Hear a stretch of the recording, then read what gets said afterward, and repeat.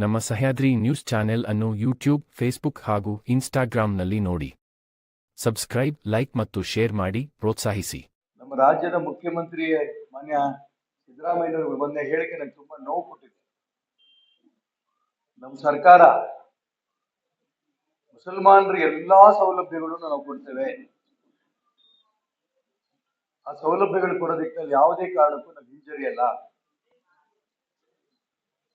ಒಬ್ಬ ಹಿಂದೂ ಹೆಣ್ಮಗಳು ನೇಹಾ ಕಗ್ಗೊಲೆ ಆದಾಗ ಬಹಳ ಹಗುರವಾಗಿ ಮುಖ್ಯಮಂತ್ರಿಗಳು ಮತ್ತು ಗೃಹ ಮಂತ್ರಿಗಳು ಹೇಳಿಕೆ ಕೊಟ್ಟರು. ಇದು ಲವ್ ಜಿಹಾದಿ ಅಲ್ಲ, ಇದು ಸಾಮಾನ್ಯ ವೈಯಕ್ತಿಕ ಕೊಲೆ. ಇಡೀ ಹಿಂದೂ ಸಮಾಜ, ಇಡೀ ಕರ್ನಾಟಕ ರಾಜ್ಯದಲ್ಲಿ ಜಾಗೃತಿಯಾಗಿ ಪ್ರತಿಭಟನೆಗಳು ನಡೆದ ನಂತರ ಮನೆ ಮುಖ್ಯಮಂತ್ರಿಗಳು ಅದನ್ನ ಸಿಐಡಿಗೆ ತನಿಖೆ ಕೊಟ್ಟರು. ಸಿಐಡಿ ರಾಜ್ಯ ಸರ್ಕಾರದ ಕೈಯಲ್ಲೇ ಇರುತ್ತೆ. ಮುಖ್ಯಮಂತ್ರಿಗಳು ಹೇಳಿಕೆ ಕೊಟ್ಟ ನಂತರ ಇದು ಲವ್ ಜಿಹಾದಿ ಅಲ್ಲ ಮತ್ತೆ ಹೇಳಿಕೆಗಳು ಕೊಟ್ಟ ನಂತರ ಸಿಐಡಿ ಇನ್ನೇನು ರಿಪೋರ್ಟ್ ಕೊಡುತ್ತೆ? ವರದಿ ಕೊಡೋಕ್ಕಿಂತ ಮುಂಚೆನೆ ಮುಖ್ಯಮಂತ್ರಿಗಳು ಮತ್ತು ಗೃಹ ಮಂತ್ರಿಗಳು ಕೊಟ್ಟಂತ ಹೇಳಿಕೆ ಇದೆಯಲ್ಲ, ಇದ್ರ ಇನ್ಫ್ಲೂಯೆನ್ಸ್ ಸಿಐಡಿ ಮೇಲೆ ಆಗಲ್ವಾ? ಏನ್ ರಿಪೋರ್ಟ್ ಕೊಡ್ತಾರೆ ಅವರು? ಅದಕ್ಕೆ ನಮ್ಮ ಒತ್ತಡ ಇದ್ದಿದ್ದು ಈಗಲೂ ಇರೋದು, ಸಿಐಡಿ ಕೈಲಿ ಆಗಲ್ಲ, ಇದು ಸಿಬಿಐಗೆ ಕೊಡಬೇಕು ಅನ್ನೋ ಒತ್ತಾಯನ ಕೊಟ್ಟಿದ್ರು. ಮೊನ್ನೆ ಮುಖ್ಯಮಂತ್ರಿಗಳು ಎಲ್ರು ಕೂಡ ಹಗುರವಾಗಿ ಮಾತಾಡ್ತಾ ಇದ್ರು. ವಿಶೇಷವಾಗಿ ಸಂತೋಷ್ ಲಾಡ್ ಮಂತ್ರಿ ಏನ್ ಹೇಳಿಕೆ ಕೊಟ್ರು? ಎಲ್ರೂ ಬಂದು ಹುಬ್ಬಳ್ಳಿಗೆ ನೇಹಾ ಕೊಲೆ ಆಗಿರೋಂಥ ಮನೆ ಹತ್ರ ಬಂದು ಅವರ ಒಂದು ಪ್ರವಾಸಿ ತಾಣ ಆಗ್ಬಿಟ್ಟಿದೆ ಅಂತ ಹೇಳಿಕೆ ಕೊಟ್ರು. ಹಾಗಾದ್ರೆ ನೆನ್ನೆ ಮುಖ್ಯಮಂತ್ರಿ ಯಾಕೆ ಹೋದ್ರು ಅಲ್ಲಿಗೆ? ಪಿಕ್ನಿಕ್ ಹೋದ್ರಾ? ಹಿಂದೂ ಸಮಾಜ ಜಾಗೃತಿ ಆದ ನಂತರ ಮುಖ್ಯಮಂತ್ರಿಗಳು ಅನಿಸ್ತು, ನಾನು ಅಲ್ಲಿ ಹೋಗ್ಲೇಬೇಕು, ಹೋಗ್ಲಿಲ್ಲ ಅಂದ್ರೆ ತಪ್ಪಾಗತ್ತೆ ಅಂತ. ಅದಕ್ಕೋಸ್ಕರ ಏನೂ ಹೇಳದೆ ಒಂದು ಸಮಾಜದ, ಮುಸಲ್ಮಾನ್ ಸಮಾಜದ ಪರವಾಗಿ ನೇರ ಹೇಳಿಕೆ ಕೊಟ್ಟು ನಿಮ್ ಜೊತೆನಾಗಿದ್ದೇವೆ, ಪೂರ್ಣ ನಿಮಗೆ ಏನೇನ್ ಬೇಕು ಎಲ್ಲ ಸೌಲಭ್ಯ ಕೊಡ್ತೇವೆ ಅನ್ನೋದು ಒಂದ್ ಕಡೆ ಹೇಳ್ತಾ, ಮತ್ತೊಂದ್ ಕಡೆ ಹಿಂದೂ ಸಮಾಜದ ಪ್ರತಿಭಟನೆಗಳು ಜಾಗೃತಿ ಜಾಸ್ತಿ ಆದ ನಂತರ ನನಗೆ ರಾಜಕಾರಣದಲ್ಲಿ ತೊಂದರೆ ಆಗತ್ತೆ, ಚುನಾವಣೆಗೆ ತೊಂದರೆ ಆಗತ್ತೆ ಅಂದ ತಕ್ಷಣ ಆ ನಂತರ ಹಿಂದೂ ಸಮಾಜದ ಬಗ್ಗೆ ಕಂಡುಬಿಡುವಂತ ವ್ಯವಸ್ಥೆ ಮುಖ್ಯಮಂತ್ರಿಗಳು, ಕಾಂಗ್ರೆಸ್ನವರು ನಡೀತಾ ಇದೆ. ನಾನು ಅದಕ್ಕೋಸ್ಕರ ಹೇಳ್ತೇನೆ, ನೀವು ಭಾಷಣದಲ್ಲಿ ಹೇಳ್ತೀರಿ ಸರ್ವ ಜನಾಂಗದ ಶಾಂತಿಯ ತೋಟ ಕಾಂಗ್ರೆಸ್ಸಿನ ಗುರಿ, ಹಿಂದೂ, ಮುಸ್ಲಿಂ, ಕ್ರಿಶ್ಚಿಯನ್ ಎಲ್ಲರನ್ನೂ ಒಟ್ಟಿಗೆ ತಗೊಂಡು ಹೋಗ್ತೀವಿ ಅನ್ನೋಂಥ ಮಾತು ಒಂದ್ ಕಡೆ ಹೇಳ್ತೀರಿ, ಮತ್ತೊಂದ್ ಕಡೆ ತುಷ್ಟೀಕರಣದ ವ್ಯವಸ್ಥೆ ಮಾಡ್ತಾ ಇದ್ದೀರಿ.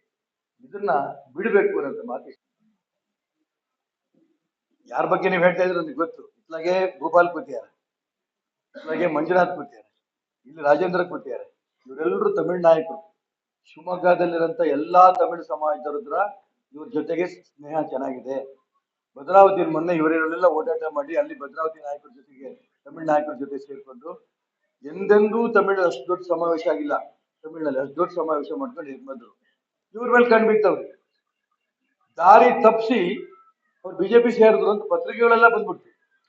ಇವ್ರಿಗೆ ಹೇಳಿರೋದು ವಿಷಯ ಏನು? ಅಣ್ಣಾಮಲೈ ಬಂದಿದ್ದಾರೆ, ಬಂದ್ ಭೇಟಿಯಾಗಿ. ಅಣ್ಣಾಮಲೈ ಬಗ್ಗೆ ನನಗೂ ತುಂಬಾ ಗೌರವ ಇದೆ. ಅವರು ಅಣ್ಣಾಮಲೈ ಅವರು ಹೇಳಿದ್ದಾರೆ, ಈಶ್ವರಪ್ಪನ ಬಗ್ಗೆ ನನ್ಗೆ ಗೌರವ ಇದೆ ಅಂತ ಅವರು ಹೇಳಿದ್ದಾರೆ. ಹಾಗಾಗಿ ದಾರಿ ತಪ್ಪಿಸುವಂತ ಪ್ರಯತ್ನವನ್ನ ನಡೆಸ್ತಾ ಇದ್ದಾರೆ. ಅವ್ರು ಸೋಲ್ತೀನಿ ಖಾತ್ರಿ ಆಗೋಗಿದೆ. ಬಂದೆ ಬಿಜೆಪಿಯಿಂದ ನಿಂತಿರಂತ ರಾಘವೇಂದ್ರ ಸೋಲ್ತೀನಿ ಅಂತ ತೀರ್ಮಾನ ಆಗಿ ಯಾರ್ಯಾರು ಬಿಜೆಪಿಯಲ್ಲಿ ಶಕ್ತಿವಂತರಿದ್ದಾರೆ, ಯಾರು ಶಕ್ತಿವಂತರಿದ್ದಾರೆ ಅಂತ ತಿಳ್ಕೊಂಡು ಅವ್ರನ್ನೆಲ್ಲರೂ ಬಿಜೆಪಿ ತಗೊಳ್ಳೋಂತ ಪ್ರಯತ್ನ ನಡೆಸ್ತಾ ಇದ್ದಾರೆ.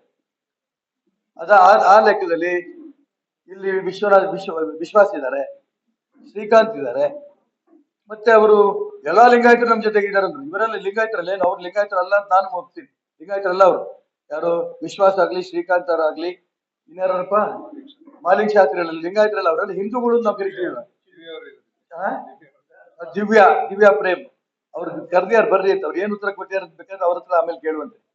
ಅಷ್ಟು ಸ್ಪಷ್ಟವಾಗಿ ದಿವ್ಯಾ ಪ್ರೇಮ್ ಅಂತ ಒಬ್ಬ ಹೆಣ್ಮಗಳು, ಅನೇಕ ಸಂಘ ಸಂಸ್ಥೆಗಳು ಇರೋಳು. ಯಾಕೆ ಇವ್ರನ್ನೇ ಬೆನ್ನತ್ಕೊಂಡಿದ್ದಾರೆ ಅಂತಂದ್ರೆ, ಇವ್ರನ್ನ ಕರ್ಕೊಂಡ್ರೆ ನಮಗೆ ಸ್ವಲ್ಪ ಹೆಚ್ಚಿನ ಬೆಂಬಲ ಸಿಗ್ಬೋದು ಅಂತ. ಸೋತು ಹತಾಶರಾಗ್ಬಿಟ್ಟಿದ್ದಾರೆ, ಯಾರೇ ಸೋಲ್ತೀವಿ ಅಂತ ಹತಾಶರಾಗ್ಬಿಟ್ಟಿದ್ದಾರೆ ಬಿಜೆಪಿಯಿಂದ. ಹಾಗಾಗಿ ನಮ್ಮಲ್ಲಿ ಯಾರ್ಯಾರು ಶಕ್ತಿವಂತರಿದ್ದಾರೆ ಅವ್ರನ್ನ ಹೇಗಾದ್ರೂ ಮಾಡಿ ಸೆಳ್ಕೋಬೇಕು ಅನ್ನೋ ಪ್ರಯತ್ನ ಮಾಡಿ ಸುಳ್ಳು ಹೇಳಿ ಕರ್ಕೊಂಡೋಗಿ ಮಾತಾಡಿ ಬಿಜೆಪಿ ಸೇರ್ಸೇ ಬಿಟ್ರು ಅನ್ನೋ ತರದ ಇಷ್ಟು ಸುಳ್ಳು ಹೇಳ್ತಿದಾರಲ್ಲ. ಯಾರು ಸಿದ್ದರಾಮಯ್ಯನಿಂದ ಸುಳ್ಳು ಹೇಳಿ ಕಲ್ತರು, ಯಡಿಯೂರಪ್ಪನವರಿಂದ ಸುಳ್ಳು ಹೇಳಿ ಕಲ್ತರು ನಂಗೆ ಗೊತ್ತಿಲ್ಲ.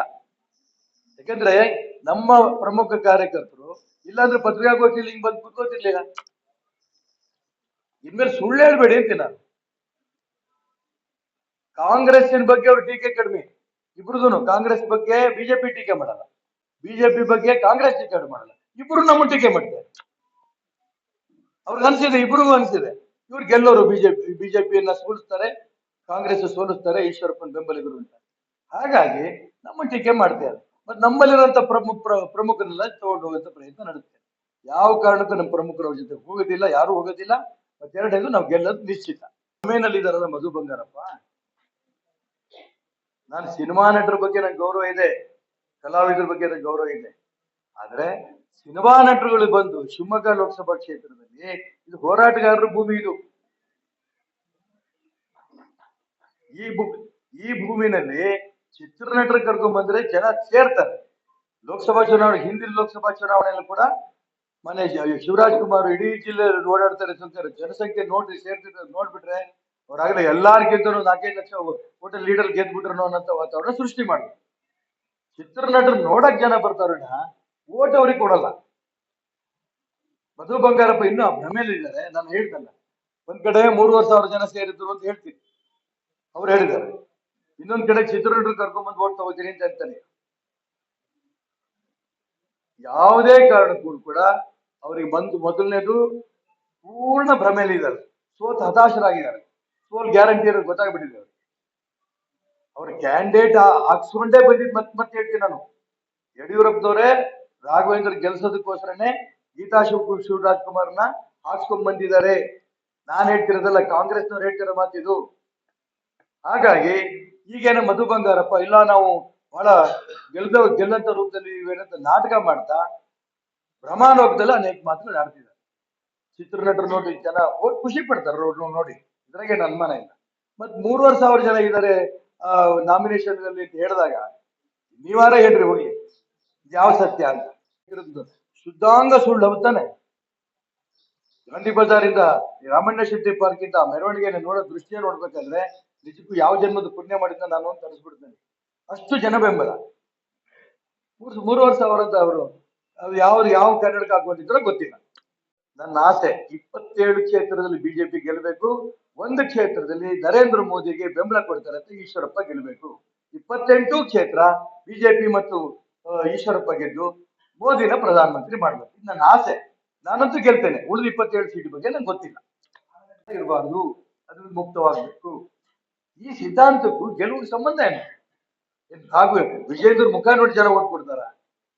ಇನ್ನು ಎಳ್ಸೋದು ಬಚ್ಚ ಏನೂ ಗೊತ್ತಿಲ್ಲ ಅವ್ರಿಗೆ. ಅವ್ರ ಮಗ ನೋಡಲ್ಲ ಓಟ್ ಕೊಡ್ತಿದ್ರು, ಮೋದಿ ಮುಖ ನೋಡಿ ಓಟ್ ಕೊಡ್ತಿರೋ ಜನ. ಅದಕ್ಕೆ ನಾನು ಹೇಳ್ತಿರೋದು ಇವನ್ ರಾಜೀನಾಮೆಗೂ ಸಂಬಂಧ ಇಲ್ಲ.